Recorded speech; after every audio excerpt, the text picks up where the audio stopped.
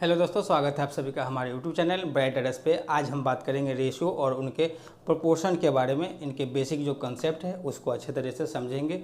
उम्मीद कर रहे हैं इससे पहले मैंने जितने वीडियो अपलोड किया था उसके प्रैक्टिस आपने अच्छे तरीके से कर लिया होंगे। तो आज हमारी जो बारी है वो रेशियो प्रोपोर्शन के बेसिक कंसेप्ट को समझना।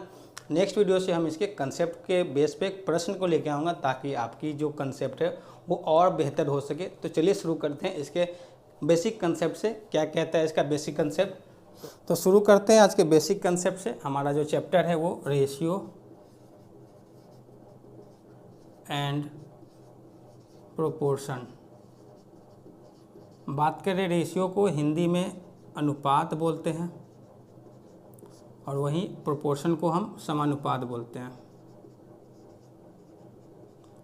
रेशियो का जो रिप्रेजेंट होता है वो डबल डॉट से होता है और समानुपात का जो रिप्रेजेंट होता है वो 4 डॉट से होता है। ठीक है, रेशियो हमारा जो होता है वो फ्रैक्शन होता है।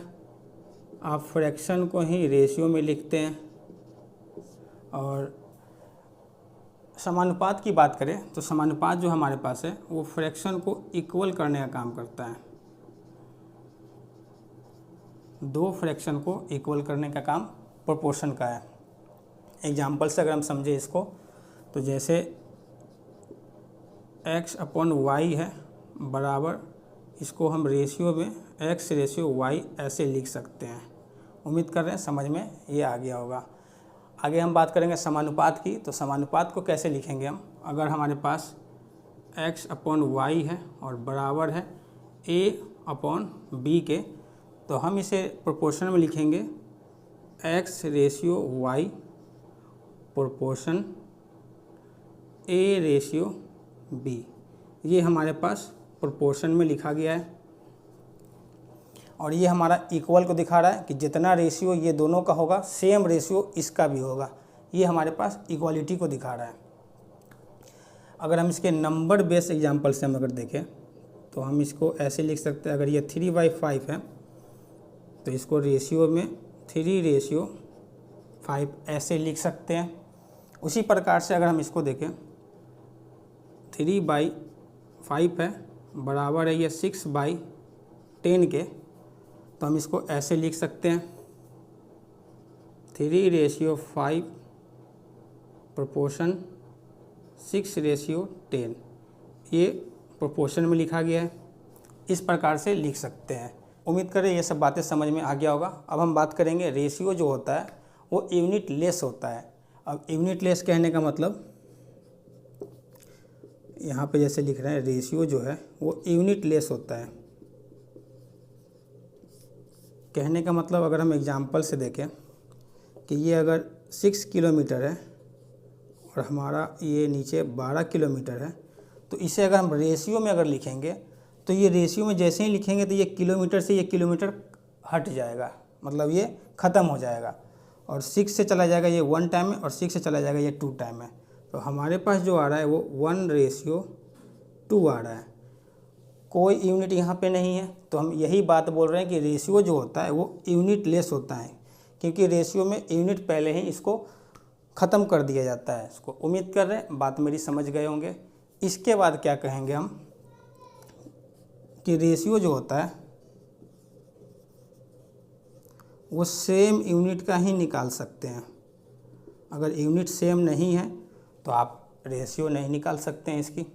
तो इसके एग्जाम्पल से हम समझेंगे। उम्मीद करें ये बातें समझ में आ गया होगा। तो मैं इसको मिटा सकता हूँ। तो हमारे पास जैसे कि बोल रहे हैं कि रेशियो जो होता है वो सेम यूनिट में होता है। तो अगर हम इसके एग्जाम्पल देखें तो अगर एग्जाम्पल में अगर हम 24 किलोमीटर ले रहे हैं और यहाँ पे अगर हम ले रहे हैं 30 kg, तो अगर ये यूनिट सेम नहीं है तो इसका जो है रेशियो नहीं निकाला जा सकता है। यूनिट का सेम होना ज़रूरी है। तो ये किलोमीटर में है, केजी में। उसी प्रकार से अगर हम देखें 36 लीटर और 24 डे लिख देते हैं यहाँ पे डेज, तो इसका भी रेशियो आप नहीं निकाल सकते हैं क्योंकि यूनिट सेम नहीं है। तो करना क्या होगा, अगर यूनिट सेम नहीं है तो हमें यूनिट वाले अगर हम देखें एग्जाम्पल, तो अगर ये 20 किलोमीटर है और ये 5 मीटर है फिर भी यहाँ पर किलोमीटर और मीटर सेम नहीं है, तो हम क्या करेंगे, यहाँ पे तो सेम कर सकते हैं ना, 1000 से मल्टीप्लाई करके ये मीटर में कर सकते हैं, उसके बाद हम इसको निकाल सकते हैं रेशियो।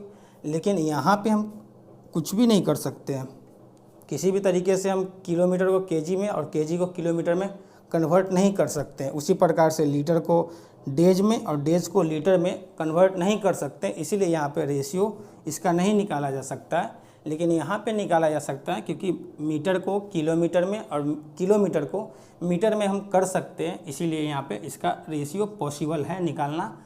तो उम्मीद कर रहे हैं आपको ये कंसेप्ट समझ में आ गया होगा। इसके बाद हमारे पास जो बोला जाता है इन्वर्स रेशियो, एक पूछा जाता है हमसे, इन्वर्स रेशियो बोलते हैं इसे व्युत्क्रमानुपात। अब ये व्युत्क्रमानुपात क्या होता है, तो हम यहाँ पर देखेंगे कि अगर ये x रेशियो y है, तो हम इसका जो इन्वर्स रेशियो अगर देखें, इन्वर्स रेशियो, तो ये हमारे पास y रेशियो x हो जाएगा। कहने का मतलब इन्वर्स का मतलब उल्टा हो जाता है रेशियो, x y है तो y x हो जाएगा। और अगर हम नंबर से देखें कि अगर ये 3 रेशियो 5 है, तो इसका जो इन्वर्स रेशियो जो आएगा वो 5 रेशियो 3 आएगा। तो ये हमारे पास इन्वर्स रेशियो है। और हमारे पास जो ये 3 रेशियो 5 है, ये आया हमारे पास अपोजिट इन्वर्स रेशियो से। लेकिन अगर हमारे पास एक एग्जांपल और लेते हैं, 2 3 5, अगर इसका इन्वर्स रेशियो निकाला जाए तो आप क्या निकालेंगे, 5 3 2 निकालेंगे, तो ये गलत हो जाएगा हमारे पास। क्योंकि हम यहाँ पर जैसे 3 रेशियो 5 है, इसका 5 रेशियो जो 3 आ रहा है, ये कैसे आ रहा है, तो हम यहाँ पे देख रहे हैं कि ये एलसीएम लिए हैं, तो ये 15 आया। तो 15 जैसे ही आता है तो 3 से इसमें डिवाइड करेंगे तो 5 टाइम में, 5 से डिवाइड करेंगे तो 3 टाइम में, तो ये इन्वर्स रेशियो है। उसी प्रकार से इसका अगर हम एलसीएम लें तो एलसीएम क्या आएगा, इसका एलसीएम आएगा 30। और अगर हम बारी बारी से सब में डिवाइड करें, 2 से जाएगा ये 15 टाइम में, 2 से जाएगा ये 10 टाइम में, और 3 से जाएगा 10 टाइम में, और 5 से चला जाएगा ये 6 टाइम में। ये हमारे पास इन्वर्स रेशियो है। उम्मीद कर रहे हैं समझ में आ गया होगा। तो ये हमारे पास रेशियो फ्रैक्शन में इन्वर्स रेशियो, ये आपको समझ में आ गया होगा। रेशियो सेम यूनिट में होना चाहिए, और यहाँ पे रेशियो जो होता है वो यूनिट लेस होता है। इतनी बातें हम जान चुके हैं, और इन्वर्स रेशियो आपको समझ में आ गया होगा। करना क्या है, दोनों का एलसीएम लेना है और बारी बारी से डिवाइड लगाएंगे तो हमारा इन्वर्स रेशियो निकल कर चला आएगा। वो एलसीएम इसका 30 आया, तो 15 10 6 आया हमारे पास, और हमारा जो है वो इन्वर्स रेशियो ये है। इसके बाद हमारे पास एक और, हमारे रेशियो में एक और बात पूछा जाता है, कंपाउंड रेशियो क्या होता है। तो कंपाउंड रेशियो का भी हम एग्जांपल देख लेते हैं। अब हमारे पास है एक जो हमारे पास पूछा जाता है कंपाउंड रेशियो के बारे में। तो हमारे पास जो ये कंपाउंड रेशियो,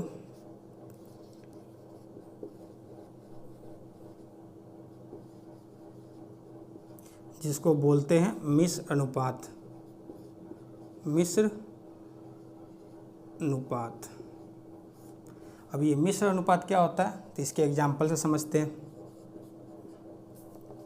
जैसे हमारे पास x/y है और बराबर है a/b के, और हमसे पूछा जा रहा है कंपाउंड रेशियो इसका बताएं। तो कंपाउंड रेशियो में क्या होता है, हम जानते हैं ये कि नोमिनेटर होता है ऊपर वाला, और नीचे वाला जो होता है वो डिनोमिनेटर होता है, ये आपको पता होगा। तो हम यहाँ पे देख रहे हैं कि नोमिनेटर से नोमिनेटर को मल्टीप्लाई किया जाता है, और डिनोमिनेटर को डिनोमिनेटर से मल्टीप्लाई करने के बाद वो हमारा कंपाउंड रेशियो निकलता है। लिखेंगे कैसे इसको, तो अगर हम कंपाउंड रेशियो लिखना हो तो कैसे लिखेंगे, तो ax मल्टीप्लाई होगा नोमिनेटर से नोमिनेटर और डिनोमिनेटर से डिनोमिनेटर, और रेशियो है ये तो by, ये हमारा कंपाउंड रेशियो है। नंबर पे अगर हम देखें तो ये 3/5 है, बराबर है 6/10। तो हम इसे कंपाउंड रेशियो में अगर लिखें तो हम इसको लिखेंगे 18/50। ये छोटा हो जाएगा 9 टाइम में, ये चला जाएगा 25 टाइम में। तो ये हमारा रेशियो है 9:25, ये हमारा कंपाउंड रेशियो है। ध्यान रखेंगे नोमिनेटर को नोमिनेटर से मल्टीप्लाई और डिनोमिनेटर को डिनोमिनेटर से मल्टीप्लाई करने के बाद वो हमारा कंपाउंड रेशियो निकलता है। उम्मीद कर रहे बात हमारी समझ गए होंगे। तो हमने क्या सीखा, रेशियो सेम यूनिट का होना चाहिए और यूनिट लेस होता है रेशियो। हमने एक और बात सीखा इन्वर्स रेशियो के बारे में कि वो उल्टा होता है। एलसीएम निकालने के बाद हम बारी बारी से जब डिवाइड लगाते हैं तो वो हमारा इन्वर्स रेशियो निकलता है। नेक्स्ट हमने सीखा कंपाउंड रेशियो क्या होता है, नोमिनेटर को नोमिनेटर से मल्टीप्लाई और डिनोमिनेटर को डिनोमिनेटर से मल्टीप्लाई करने पर वो हमारा कंपाउंड रेशियो निकलता है। तो यहाँ तक आपको बात समझ में आ गई होगी। आगे हम देखते हैं यहाँ पे, तो आगे हम बात करेंगे प्रोपोर्शनल की। तो ये प्रोपोर्शनल का जो बेसिक कंसेप्ट है वो हम नेक्स्ट वीडियो में हम सीख लेंगे। इसके पहले हम रेशियो के बेस हम समझ लेते हैं और हमारा उम्मीद कर रहे हैं सारे रेशियो का जो कंसेप्ट है आपको समझ में आ गया होगा। नेक्स्ट वीडियो में हम रेशियो का कंसेप्ट पे प्रश्न लेके आऊँगा। उम्मीद कर रहे हैं वो प्रश्न आपसे बनेंगे। तो चलिए मिलते हैं नेक्स्ट वीडियो में। Thank you so much video को समझने के लिए और उम्मीद कर रहे हैं कि आपको अच्छे तरह से समझ में आ गया होगा। तो thank you so much video को पूरी तरह से देखने के लिए। मिलेंगे नेक्स्ट वीडियो में प्रश्न के साथ। तो थैंक यू सो मच।